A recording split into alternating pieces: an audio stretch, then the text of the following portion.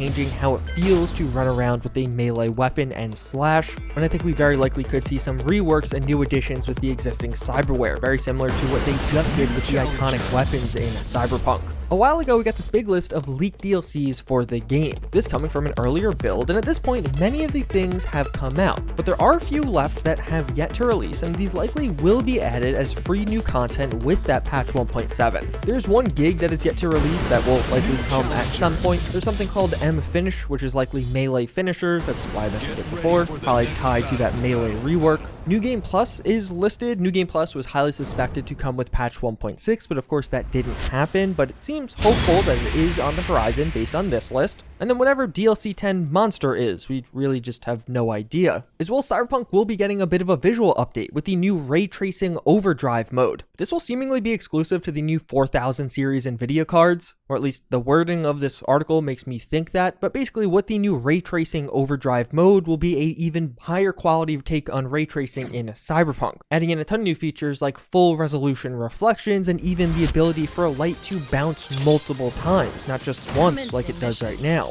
But it seems like both this and DLSS 3 will only be for the new cards, not on the 3000 series, which is very sad. But even beyond just new content in the form of updates and free DLC, Cyberpunk 2077 may be getting more anime.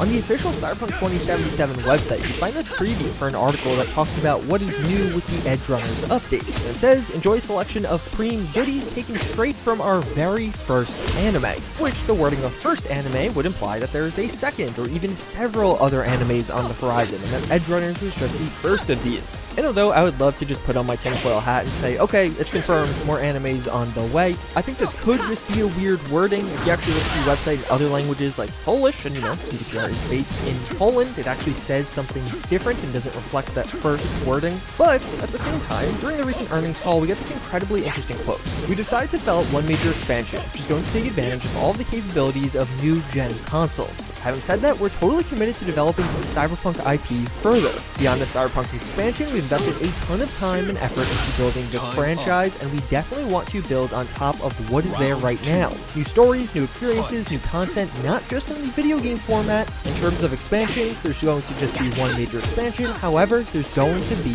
new stuff, which, okay, perhaps I am putting on my tinfoil hat yet again, but then saying there's going to be new stuff and also new stories not in the video game format, to me, makes it totally sound like there's going to be some other kind of anime or movie or TV show or book or even a board game in the works. Some other Cyberpunk content seems to be coming. The way this is phrased and worded, I really think it's going to be something that's already a work in progress. Not just a pipe dream in the future, but something with concrete plans they have internally. So it could be Edge Runner Season 2, although I kind of doubt that, considering all of these quotes, even that first anime listing, are from before the release of Edge Runner Season 1.